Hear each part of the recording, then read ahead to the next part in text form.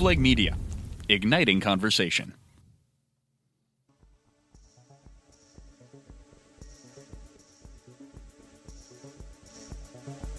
Welcome to True Crime to Go. What can I get for you? Looking for any meals you have that are duty-free, and by that I mean tax-free, because I don't like to pay taxes.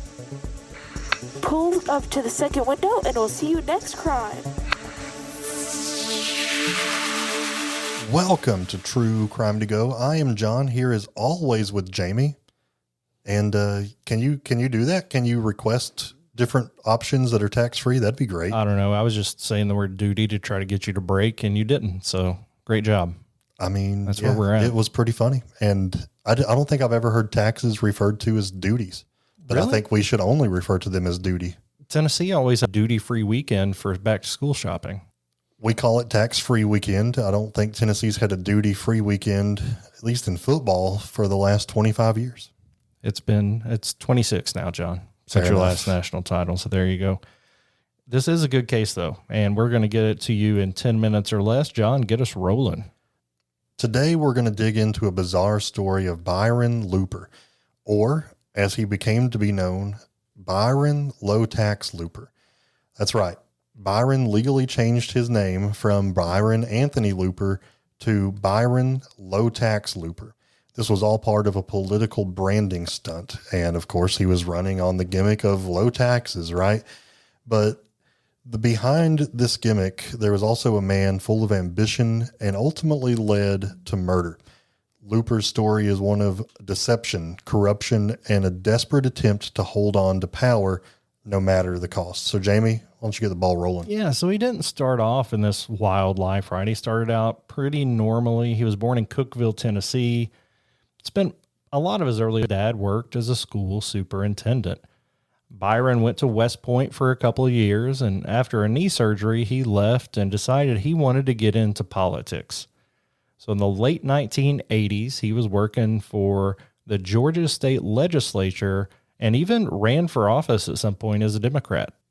But things took a strange turn when he returned to Tennessee in the early 1990s. Looper switched parties and became a Republican. In 1996, he legally changed his name to Byron Low Tax Looper, hoping to appeal to anti-tax voters.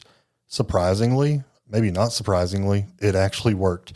He was selected and elected as Putnam County's tax assessor without ever making a public appearance or debate. He was all about the low tax branding, and it paid off and it worked. That's amazing.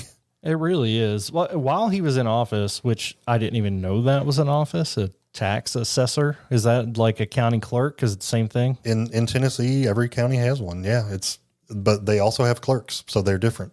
Okay. Well, his behavior raised a lot of red flags while he was in office. He didn't come to work very often. He misused county resources and even sent press releases touting the great job he was doing while smearing other officials in the city. So he's not making a lot of friends. And in 1998, the TBI, which is the Tennessee Bureau of Investigation, had enough evidence to charge him with multiple counts of official misconduct and theft. Looper blamed it on the political landscape, but the reality was he was a thief and it was catching up to him. So that same year, Looper decided to run for the Tennessee State Senate against the popular incumbent Democrat Tommy Burks. Burks had served the state for nearly 3 decades and was easily expected to win.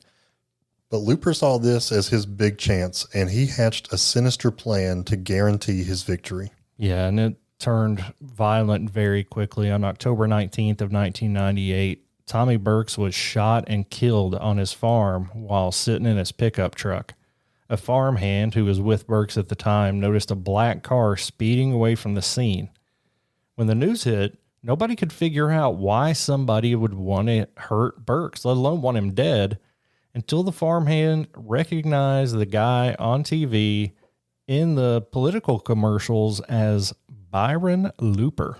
So investigators were quickly able to connect the dots. Looper believed that if he killed Burks, then he'd automatically win the election. In his mind, he was simply removing the competition, and that was the only way he saw that he would be able to secure his political future. What he didn't count on was that Burks' widow, Charlotte, would then step up as a write-in candidate, and then the community would rally around her, and then she would win the election by a landslide while Looper was arrested for murder. Of course, the death of Tommy Burks is tragic, but the story of Charlotte is inspiring and really an awesome story of the community stepping up in that way. The murder case went to trial in the year 2000, and the evidence against Looper was overwhelming. Witnesses, including Looper's childhood best friend, testified that he had been openly bragging about this murder. He was convicted and sentenced to life in prison. He spent the rest of his life behind bars, dying in 2013 under mysterious circumstances in his cell. And I would say most of his life was done under mysterious circumstances. Yeah, even after his conviction, he remained a controversial figure. He ended up filing several lawsuits from prison. Of course, he tried to appeal his case multiple times and bizarrely continued to claim his innocence. But his legacy is clear. He is a man so obsessed with power that he would actually commit murder to achieve it.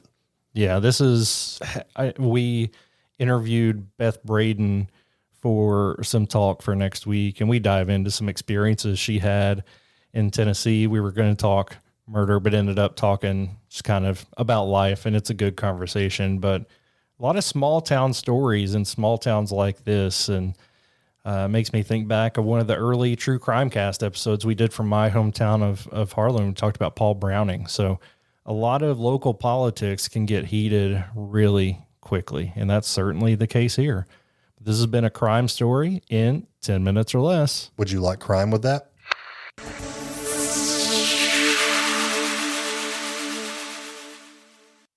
You've listened to True Crime Cast, distributed by Stoveleg Media. Check out stoveleg.com to find out more about your hosts and to find other podcasts to listen to. Stoveleg Media, igniting conversation.